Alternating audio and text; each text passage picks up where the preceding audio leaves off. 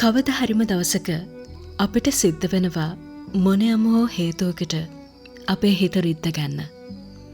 හේතුව මොකක් වුණත් සිද්ධ වුණ දේ මොකක් වුණත් ඒ රිදුන තැන් සුව වෙන්න කාලයක් ගත වෙනවා.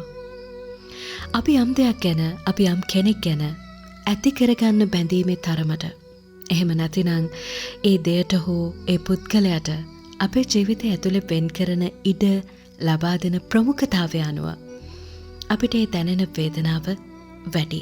යම් සම්බන්ධතාවයක් බිඳ වැටුනම කෙනෙක් වේදනාව විඳිද්දී තවත් කෙනෙක් ඉක්මනින්ම හිත හදා ගන්නවා.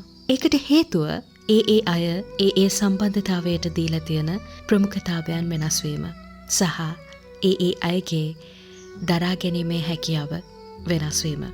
සම්බන්ධතාවයක් ඇතුළතදී give and take කියන දේ සමාන නොවුනම ඕනම සම්බන්ධතාවයක් කාලයකදී බිඳ වැටිලා යනවා.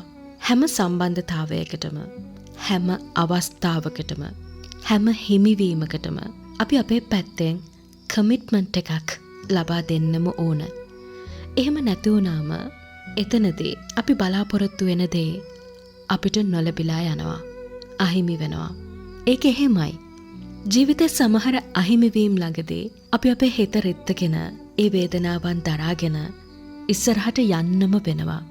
අතක පයක තුවාලයක් වුණා කියලා අපි අපේ අතපය කපලා දාන්න යන්නේ නැහැනේ.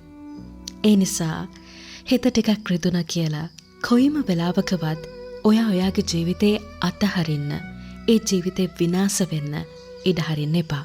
එහෙම වුණොත් කවදාවත් රිදුණ තැන් සුව කරගන්න ඔයාට වෙන්නේ නැහැ. දුක කියන දේ අපිව හොයාගෙන ආවට සතුට කියන දේ අපිව හොයාගෙන එන්නේ නැහැ. හැම මොහොතකම ඔයාගේ හිත රිදවපු දේ ගැන, කෙනා ගැන හිත ඉන්න ඔයාට කවදාවත් ඒ මතකය, ඒ සිදුවීම අමතක කරන්න වෙන්නේ නැහැ. හැම වෙලාවෙම ඔයාව සතුටු කරන්න දේවල් වල නිරත වෙන්න උත්සාහ කරන්න.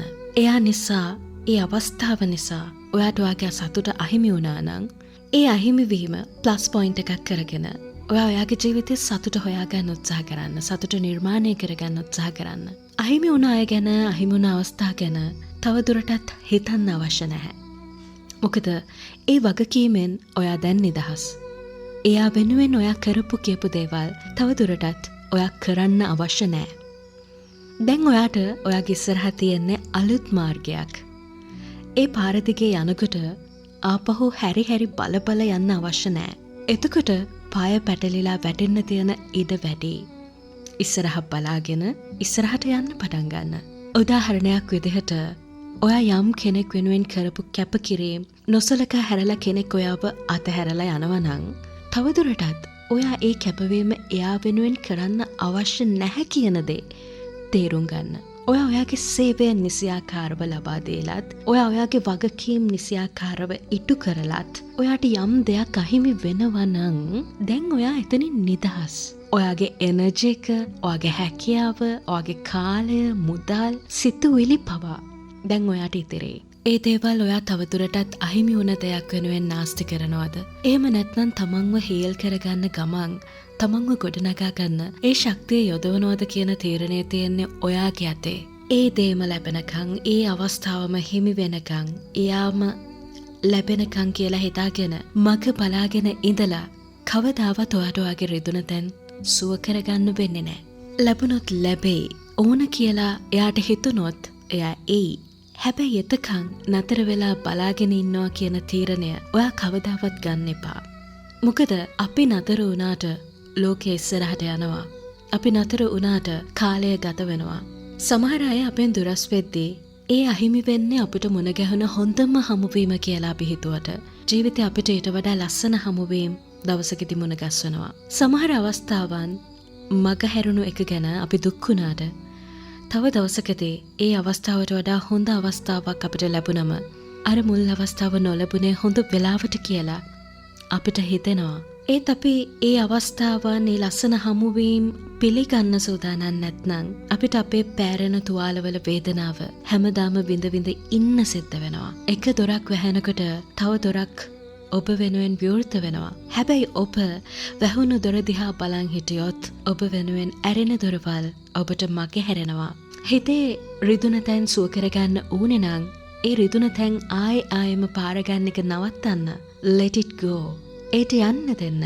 ඔබේ ජීවිතයෙන් යන්න ගිය දේවල් වලට අනිවාර්යයෙන්ම යන්න දෙන්න. ඒ හිස්සුණු ඉඩට අලුත් දේවල් වලට එන්න ඉඩ දෙන්න.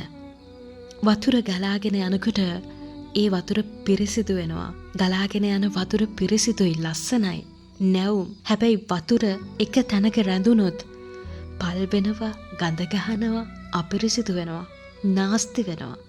ඉතින් ඔයා තීරණය කරන්න ජීවිතේටත් ගලාගෙන යන්න ඉඩ දෙනවද? එහෙම නැතිනම් එක තැනක හිර වෙලා නාස්ති වෙන්න ඉඩ හරිනවද කියලා. ඔයාට සුබ දවසක්.